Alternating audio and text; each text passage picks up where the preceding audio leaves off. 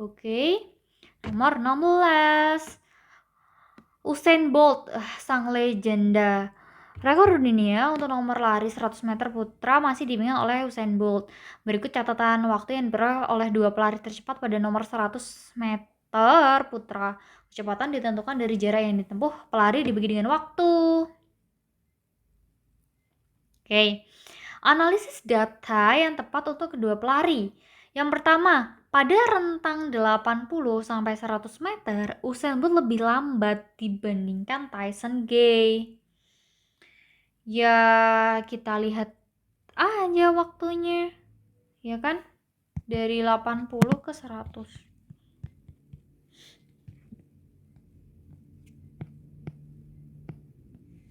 Berapa nih Usain Bolt dari 9,58 kita kurangin dengan 7,92. 1,66 ya. Iya benar 1,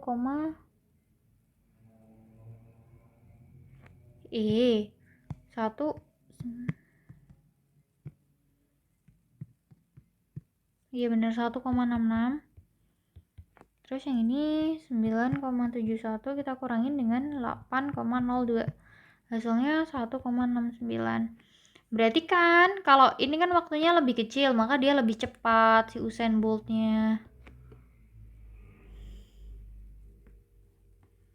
Berarti ini salah. Oke, harusnya lebih cepat si Usain Bolt-nya lebih cepat. Nomor 2, Usain Bolt langsung berlari di depan Tyson Gay sejak awal lomba. Kita lihat dari segi waktunya, dari awal lomba ketika 20 meter, si Usain Bolt ini kan waktunya kan 2,89 detik. Dia udah nyampe 20 meter, sedangkan Tyson Gay 2,92 detik baru nyampe 20 meter. Begitu juga seterusnya. Berarti kan dari segi waktu kita lihat bahwa si Usain Bolt kan lebih cepat. Kalau misalnya lebih cepat maka si Usain Bolt tuh langsung berlari di depan Tyson Gay sejak awal lomba. Karena si Usain Bolt lebih cepat kan, waktunya lebih pendek. Terus yang ketiga, jarak kedua pelari semakin menjauh selama perlombaan. Ini juga benar. Nomor 4 ini jelas salah ya, pada rentang 20 meter ke 40 meter jarak antara kedua pelari semakin merapat. Enggak ya, karena masih ada selisihnya. Oke, gitu deh, berarti jawabannya 2 dan 3. Nomor 17, infus untuk pasien. Pemberian cairan infus oleh perawat ke tubuh pasien memerlukan beberapa pertimbangan, diantaranya tekanan hidrostatis cairan infus dan besarnya tekanan darah pasien. Supaya cairan infus bisa menembus tubuh pasien dan masuk ke peredaran darah, maka tekanan hidrostatis cairan infus harus lebih besar dibanding dengan tekanan sistolik. Tekanan hidrostatis cairan infus sebanding dengan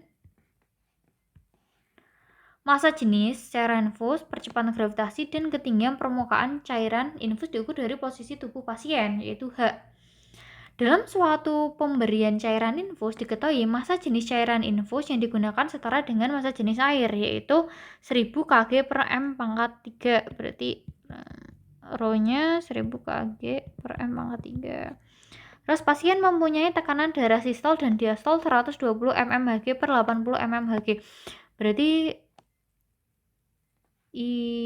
yang setara dengan 15.960 PA atau 10.640 PA. Nah, karena kita tadi pakai sistolik kan dibandingkan dengan sistolik. Nah, sistolik itu kan yang depan. Berarti kita pakai yang ini, tekanannya yaitu 15.960 PA. 15.960 PA. Jika percepatan gravitasi 10 meter per second kuadrat, maka tindakan dengan perawat supaya cairan infus bisa masuk ke tubuh pasien adalah memasang dengan ketinggian tidak kurang dari 160 cm di atas lengan pasien. Oke, berarti kita harus nyari H. Maka kan P sama dengan rho GH. Aduh, taruh sini aja. P sama dengan Rho GH 15.960 sama dengan 1000 kali gravitasinya 10 kali H-nya kita ditanya. Maka H-nya sama dengan 15.960 kita bagi dengan 10.000. Ini kan 10.000 ya. Terus dipindah ke sini. Terus habis itu maka hasilnya adalah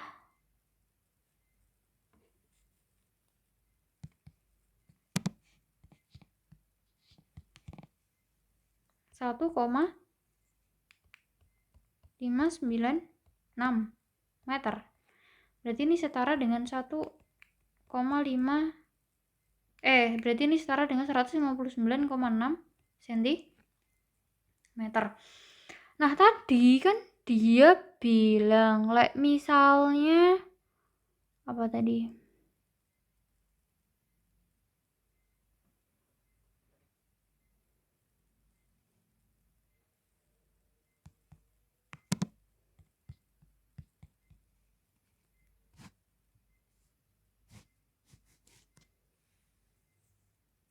Wait guys. Oke, ikan berarti hanya kan ketinggian permukaan cairan infus kan. Maka ini kan berarti ketinggian minimalnya kan. Maka yang A memasang dengan ketinggian tidak kurang dari 160 cm di atas lengan pasien. Ini benar karena nggak boleh lebih rendah kan. Terus yang B memasang dengan ketinggian antara 107 hingga 159 cm di lengan pasien. Ini salah. Yang C memasang dengan ketinggian kurang dari ini juga salah. Berarti benar salah. Nomor 18. Gym merupakan salah satu tempat yang nyaman untuk berlatih karena memiliki beberapa jenis alat untuk melatih jenis otot tertentu. Terdapat alat di gym yang terdiri dari sistem tuas dan katrol. Perbandingan lengan kuasa dan lengan sebanding dengan berat beban yang diangkat dengan gaya yang dikerjakan. Beban yang hendak diangkat dipasang pada tiang beban seperti pada gambar. Tersedia dua jenis beban yaitu 10 kg dan 5 kg. Seorang atlet mempunyai gaya otot maksimal 1000 Newton. Hendak menggunakan alat tersebut, maka beban terberat yang bisa digunakan adalah, berarti ini 1000 ini F-nya. Terus yang ditanya adalah W. Di sini kan ada katrol. Ini tuh katrol tetap. Terus habis itu ini di sini ada lengan kuasa, terus di sini ada lengan beban.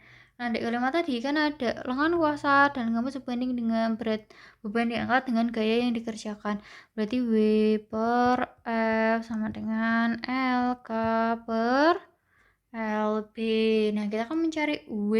Berarti W sama dengan LK per LB dikali dengan F. LK-nya itu 20 per 100. Wah. Ya udahlah. Ini harusnya pakai ini ya, guys. Pakai meter berarti 0,2 per 1 dikali dengan 1000. Berarti hasilnya adalah 200. Berarti hasilnya adalah betul.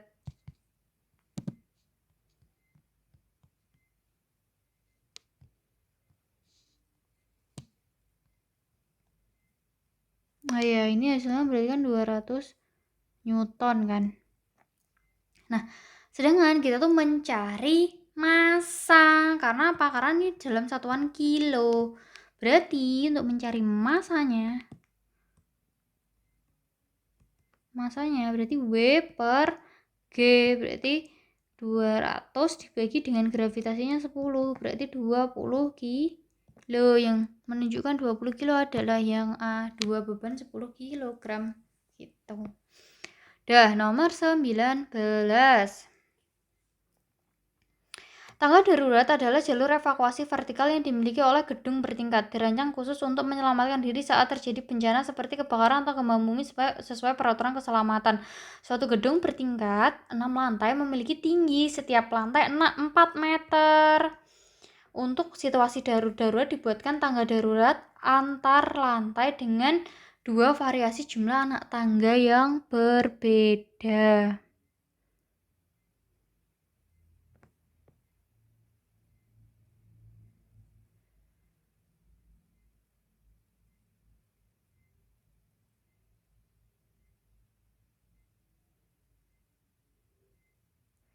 Jika 2 orang pemadam kebakaran dengan massa yang sama, 80 kilo menaiki kedua tangga darurat, perbandingan usaha pemadam kebakaran A menaiki tangga 1 untuk mencapai lantai 4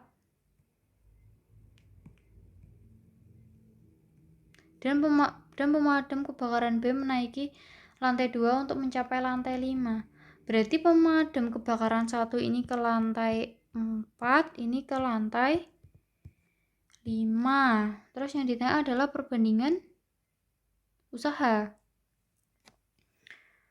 Usaha itu W, itu rumusnya F kali S.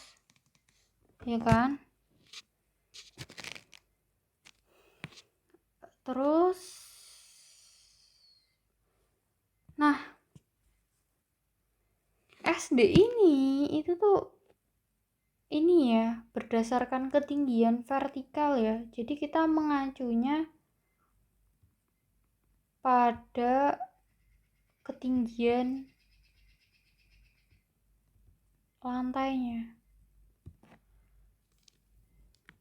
Nah, sekarang si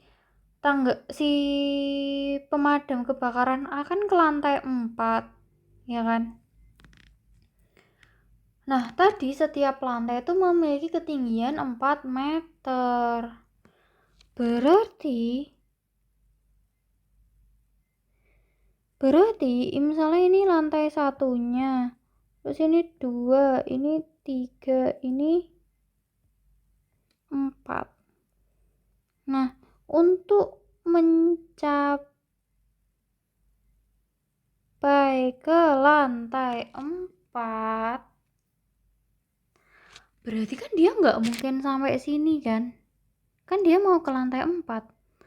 Berarti otomatis dia berhentinya kan di sini kan? Berarti kalau dia berhentinya di sini, berarti kan dia 1, 2, 3. Nah, setiap lantai ini kan 4 meter. 4 meter. Yang sini aja lah. Sini 4 meter. 4 meter. Ini juga 4 meter. Ya kan? Berarti si usahanya A ini nanti adalah F kali, saya gini ya, tak tulis dulu kan perbandingan WA per WB, ya kan, ini sama-sama F kali S per F kali S. Nah,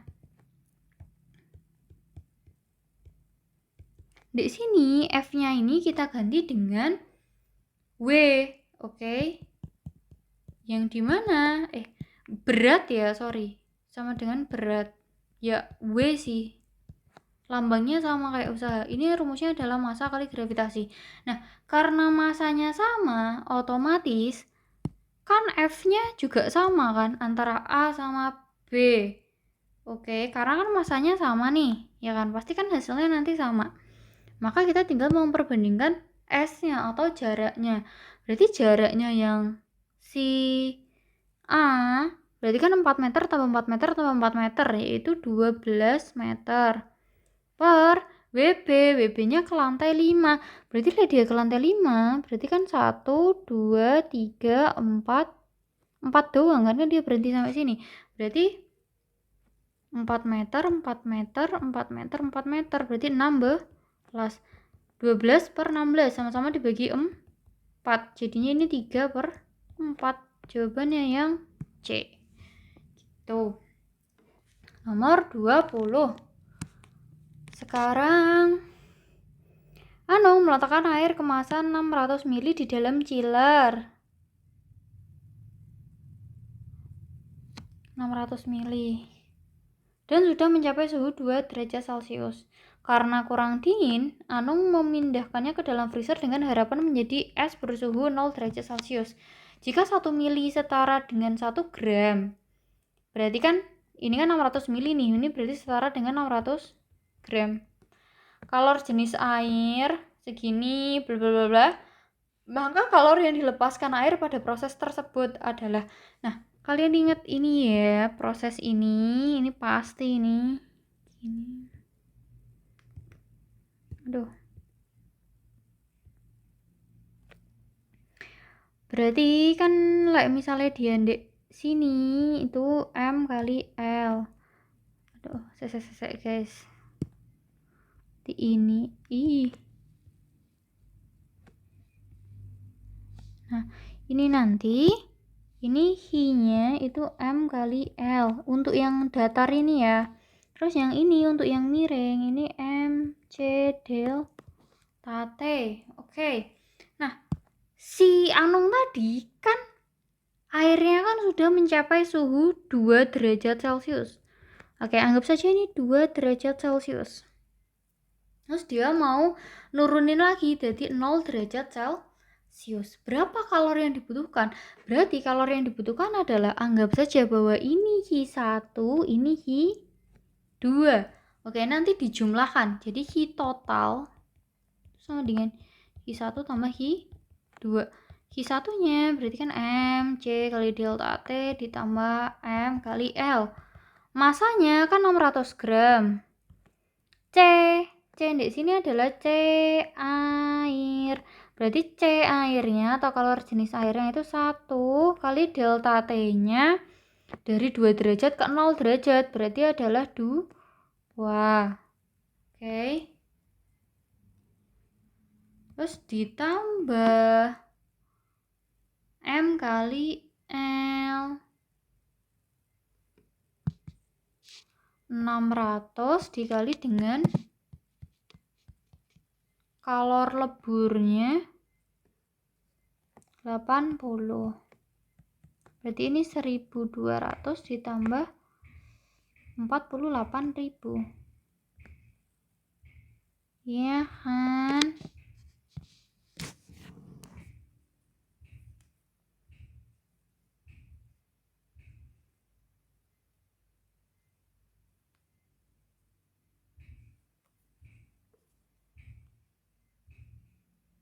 Oke. Maka ini totalnya adalah berapa nih?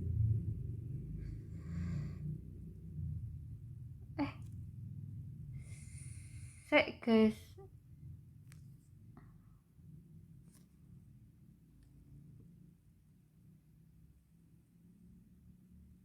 Berarti totalnya adalah 49.200 kalori. Hasilnya adalah yang D. Gitu.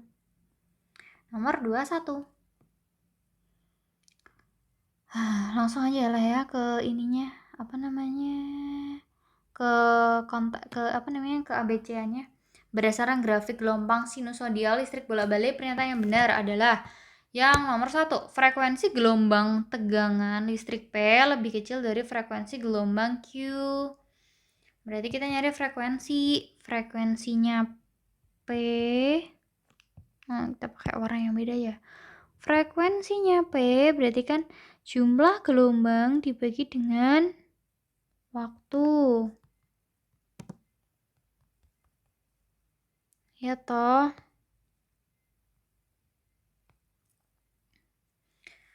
Nah, jumlah gelombangnya yang P ini ada 1, 2. Berarti ada 2 gelombang. Berarti 2 dibagi dengan T-nya itu ada 40.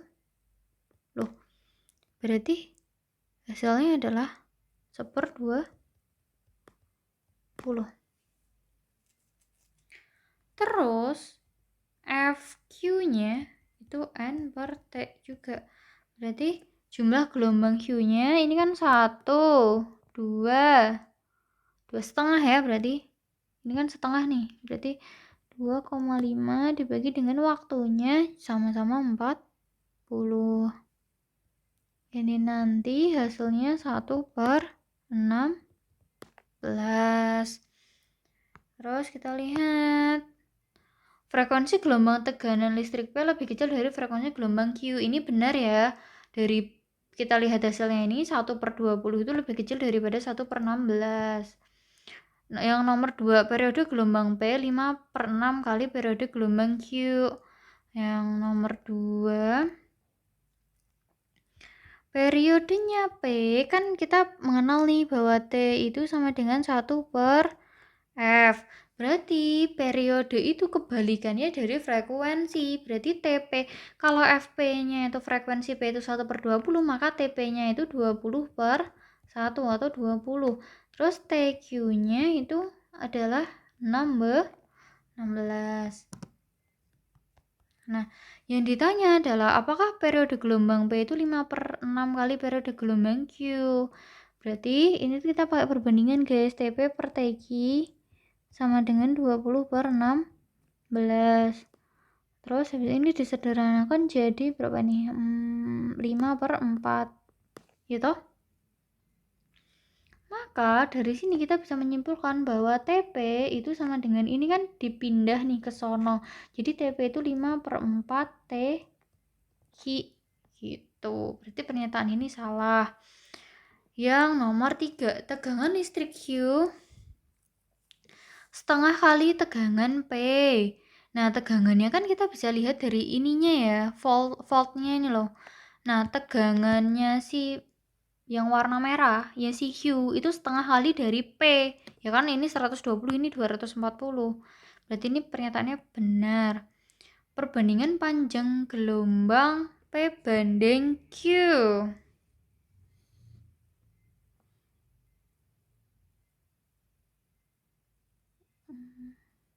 Kita nggak dikasih tahu S-nya ya.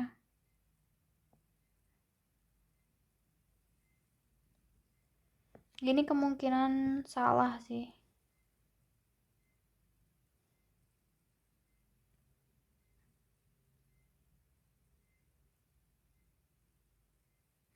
Oh, kita bisa pakai ini sih.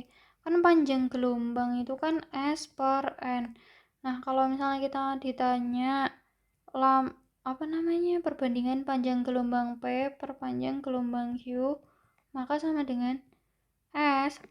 S-nya itu ini ya, jaraknya ini loh. Jarak gelombangnya ini loh. Ini kan sama toh antara P sama Q, berarti S-nya tuh sama. Terus N-nya ini NP per S per N Q. Nah, dari sini kita akan mendapatkan perbandingan lambda P per lambda Q sama dengan ini kan jadi S per NP dibagi dengan S per NQ kan. Nah, kalau kalian dapat kayak gini kan berarti ininya kan dibalik. Jadi kali NQ per S. Nah, S-nya kan sama, dicoret aja. Berarti tinggal NQ per NP. NQ-nya, jumlah gelombang Q-nya tadi kan 2,5. 2,5 kita bagi dengan NP. NP-nya 2. Ya kan, panjang gelombang. Jumlah gelombang P-nya itu 2. 2,5 bagi 2 berarti kan bisa kita bagi 0,5 toh. Berarti hasilnya adalah 5/4. Gitu, berarti salah. Oke. Nomor 22 sekarang. Seekor burung walet memanggil temannya dengan frekuensi tertentu. Jika cepat rambat bunyi di udara, ini berarti V itu sama dengan 340 meter per sekon, maka suara panggilan burung akan diterima burung lain yang berjarak 850 meter dalam waktu, berarti ini S-nya itu 850 meter. Yang ditanya adalah T. Nah, karena diterima kembali, maka kita akan pakai S sama dengan V kali T bagi 2. Jadi S langsung aja ya, aku masukin S-nya 850 kali V-nya 340 dikali T per 2. Terus ini coret-coret, ini jadi 170. Maka T-nya itu adalah 850 bagi 170. Nolnya coret, 85 bagi 17 itu hasilnya 5. detik. Berarti jawabannya yang C. Nah, nomor 23. Seri-seri.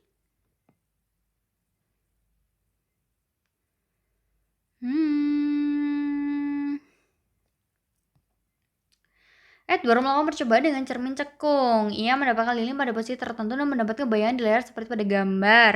Oke. Edward ingin menggeser posisi lilin mendekati cermin, maka bayangan di layar kabur sehingga untuk mendapatkan bayangan jelas Edward harus menggeser layar semakin dekat dengan cermin.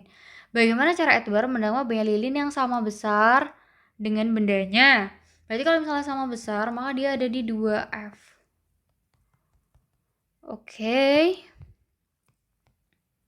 Nah, pertanyaannya adalah F-nya di mana? Nah, 18 ini merupakan SO.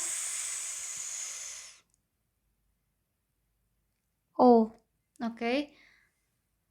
SO tuh jarak lensa sama bendanya. Terus jarak lensa ke bayangannya itu SI atau S aksen sih biasanya. Nah, sekarang kita bisa mencari fokusnya yaitu 1/F sama dengan 1/S 0 tambah 1/S aksen atau SI. Ya sudah, 1/F sama dengan 1/18 tambah 1/36. Kita samakan menyebutnya. Jadi 36 kan, ini berarti kali 2 kali 2. Ini jadi 2 ditambah 1. 1/F sama dengan 3/36. Maka F-nya sama dengan 36 bagi 3. Hasilnya 12 cm. Berarti F-nya itu di 12 cm. Dah. Karena dia pengen sama besar, maka kan harus di 2F. Berarti kalau di 2F itu berarti 2 di 24 cm. Maka dia harus ada menggeser lilinnya kemana nih? Menggeser lilin 6 cm mendekati cermin. Salah ya, kalau mendekati cermin jadi jaraknya semakin deket dong. Ya toh? Menggeser lilin 6 cm menjauhi cermin. Ini salah.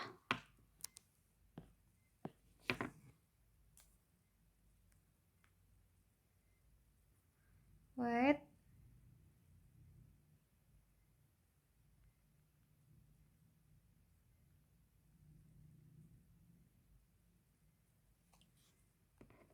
Terus berarti ini juga salah ya, karena kan mendekati kan. Berarti otomatis yang benar adalah yang B, 6 cm menjauhi cermin, ya kan?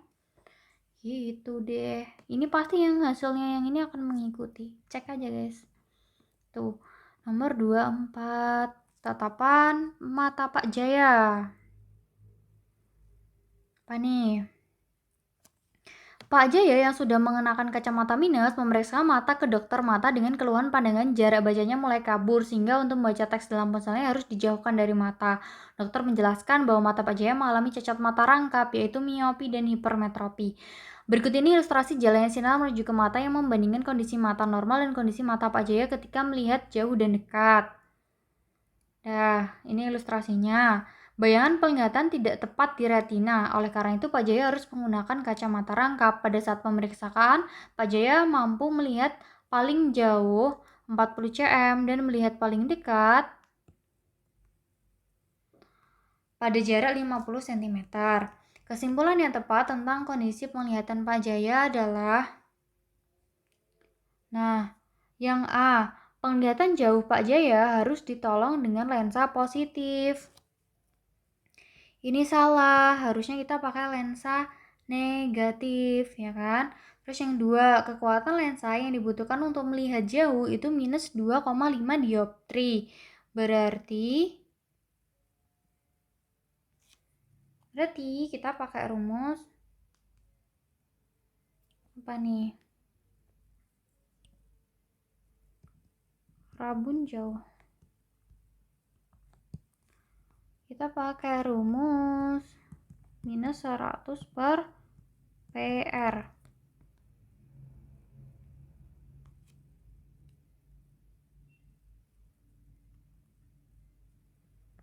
Dah.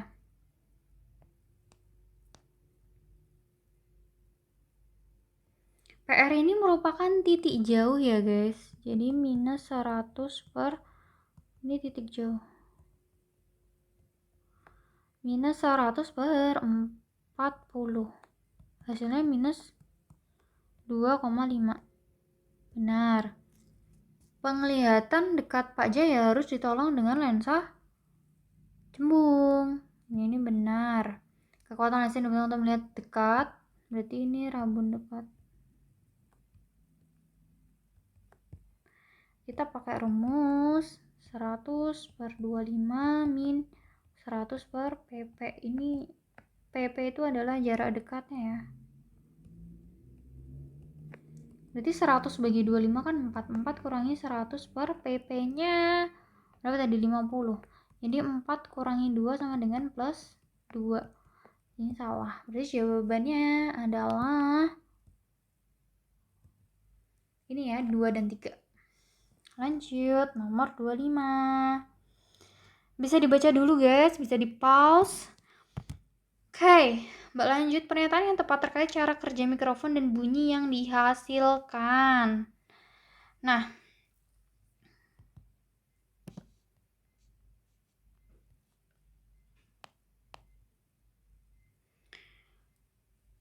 mikrofon atau mic bekerja berdasarkan induksi elektromagnetik. Ketika seseorang berbicara di depan mikrofon, diafragma atau membran akan ikut bergetar. Membran disatukan dengan kumparan sehingga ketika membran bergetar, kumparan juga akan ikut bergerak bersama dengan getaran membran. Getaran membran akan semakin cepat ketika bunyi yang masuk ke mikrofon semakin keras. Gerakan kumparan di sekitar magnet permanen ini akan menimbulkan GGL induksi. Yang A, jika amplitudo sumber suara semakin kuat, GGL yang dihasilkan akan semakin besar. Ini benar ya. Oke, karena kan yang di mbak garisin ini getaran membran akan semakin cepat ketika bunyi yang masuk ke mikrofon semakin keras. Jadi kalau misalnya semakin keras kan amplitudonya juga semakin kuat kan. Terus yang B, untuk meningkatkan GGL yang dihasilkan sebenarnya jumlah lilitan kumparan dikurangi. Ini salah. Kekuatan magnet permanen semakin besar ketika sumber suara semakin kuat.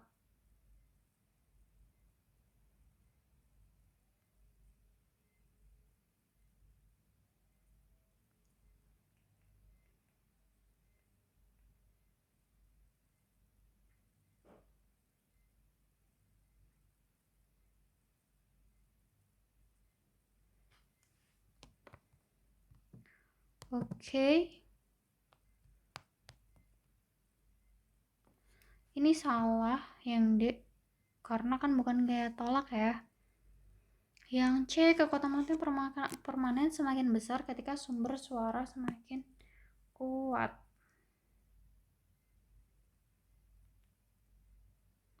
Wait, aku baca teksnya dulu.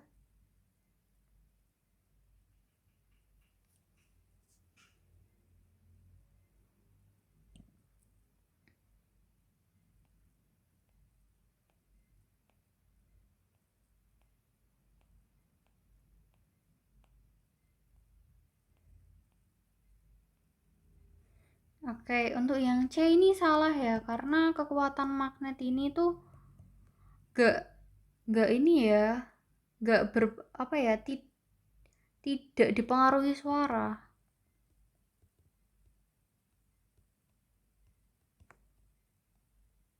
Oke, berarti jawabannya yang A. Nomor 26. Oke, petir nih. Oke, bisa di pause dulu guys buat ini dicek. Penangkal petir merupakan logam konduktor runcing yang biasa dipasang di atap gedung dengan posisi tertinggi dan terhubung ke tanah. Tujuan dipasang penangkal petir adalah untuk mengamankan bangunan dari efek yang ditimbulkan oleh sambaran petir. Penangkal petir mempunyai 3 bagian utama seperti pada gambar. Petir akan menyambar bagian air terminal, ini nih, yang runcing kemudian disalurkan melalui dan konduktor dan dibumikan melalui earth terminal. Berarti nanti kan akan turun ke sini ya. Ketika terjadi badai petir, logam runcing akan terinduksi menciptakan medan listrik yang lebih kuat dari benda di sekitarnya sehingga menjadi jalur perpindahan elektron dan diteruskan melalui dan konduktor yang akhirnya akan dinetralkan oleh earth terminal.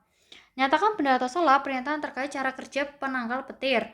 Yang A, air terminal akan terinduksi menjadi bermuatan negatif sesuai dengan muatan awan dan terkumpul di ujung runcing. Ini salah. Kenapa? Karena dia nggak terkumpul di ujung runcing. Nanti dia akan elektron-elektron ini atau muatan negatifnya ini dia akan mengalir langsung ke sini. Jadi dia nggak terkumpul dulu. Terus yang B, elektron dari awan, ini harusnya awan ya guys, bergerak dalam bentuk loncatan bunga api listrik dari awan badai ke air terminal. Ini benar. Jadi loncatan bunga api listrik itu kan petir. Nah, tadi kan ini petir akan menyambar bagian air terminal. Oke, jadi si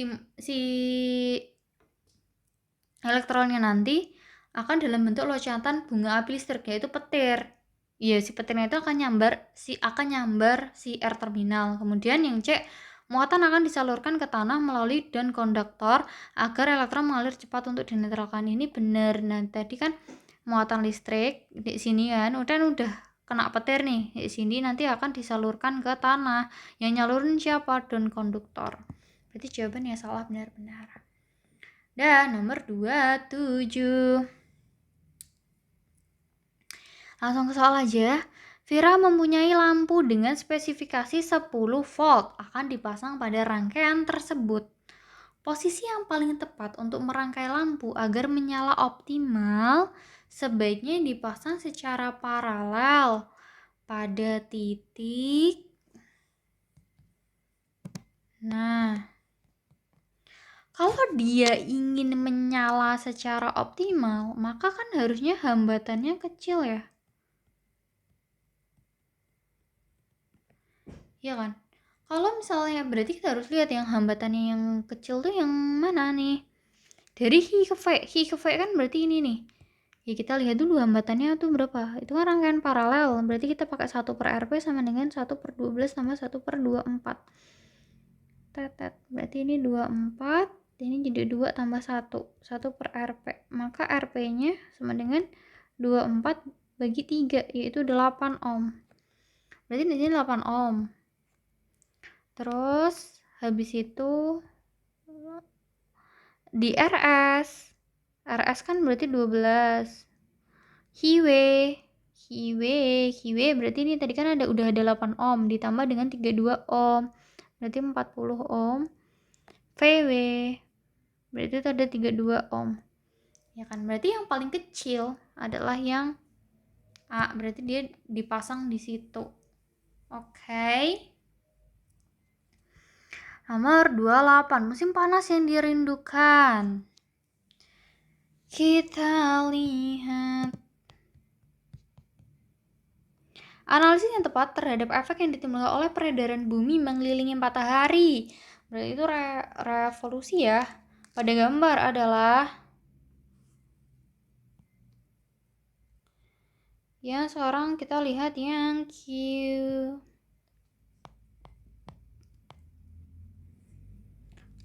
Kita lihat yang Q. Yang P. Belahan bumi utara mengalami musim dingin dengan durasi malam yang lebih panjang daripada durasi siang. Belahan bumi utara berarti kan di sini nih. Dia kena matahari. Ketika dia kena matahari, otomatis belahan bumi utara ini akan mengalami musim panas. Yang bumi selatannya ini yang musim dingin. Oke. Berarti yang A salah. Yang B, seluruh bagian bumi mengalami durasi yang Q ya. Q, seluruh bagian bumi mengalami durasi siang sama dengan durasi malam. Dan matahari berada di atas khatulistiwa. Ini benar. Oke. Jadi di bagian Q dan S nantinya dia akan mengalami lama siang dan malamnya itu sama. Oke. Dan matahari berada di atas khatulistiwa. Ini benar. Berarti jawabannya yang B. Yang R salah. Kenapa? Belahan bumi selatan mengalami musim dingin. Selatannya ini kena matahari. Berarti kalau kena matahari maka dia musim panas. Ininya musim dingin, ya toh? Yang S, belahan bumi selatan yang mendekati kutub mengalami musim dingin ekstrem tanpa cahaya matahari. Nah, ketika dia di bagian Q sama S, adanya itu musim semi sama musim gugur. Berarti di selatan ini dia kan nggak deket sampai matahari, maka dia akan mengalami musim semi. Pokok ini musim semi. Terus S-nya yang atas nanti dia akan mengalami musim gugur.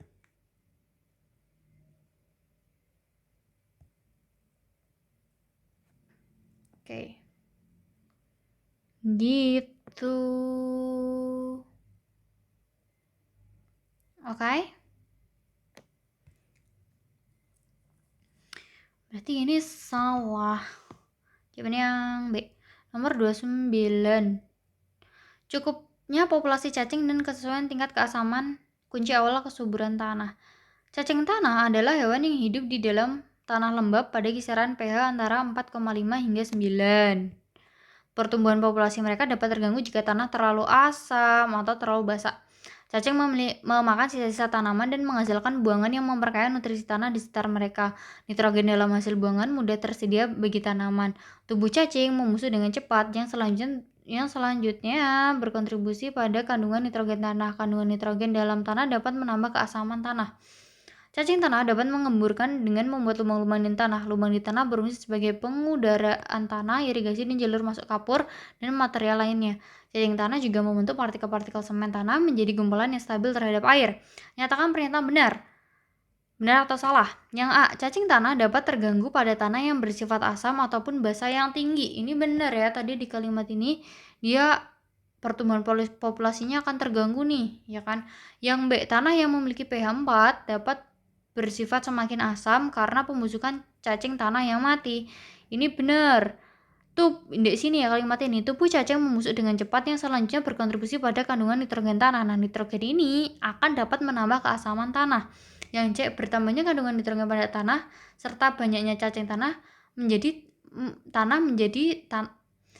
bertambahnya kandungan nitrogen pada tanah serta banyaknya cacing tanah menjadikan tanahnya semakin basah.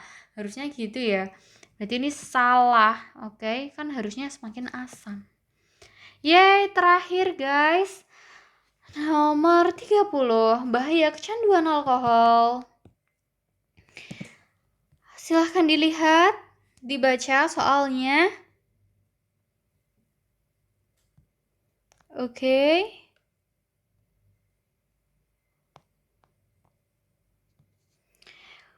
Aku langsung baca aja ya. Kecanduan alkohol dapat menimbulkan dampak berupa. Kalian baca dulu ya teksnya. Bisa di pause dulu teman-temanku. Adik-adik aku. Yang nomor 1, suasana hati yang tidak stabil. Suasana hati yang tidak stabil pecandu merupakan efek psikis.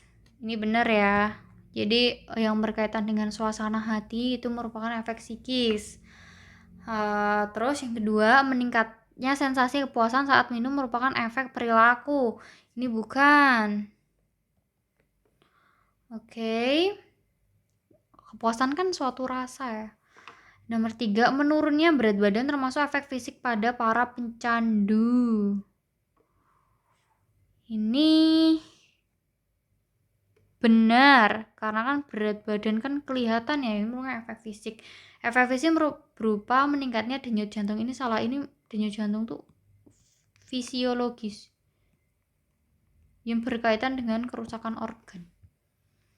Oke deh guys, sekarang kita udah bahas dari awal sampai akhir. Semoga pembahasannya bermanfaat, dan apabila misalnya Mbak ada miss di dalam pembahasan ini, kalian bisa berbagi jawabannya. Dan jangan lupa untuk yang terakhir, jangan lupa daftar ya. Oke, jangan lupa daftar di link ini. Semangat guys!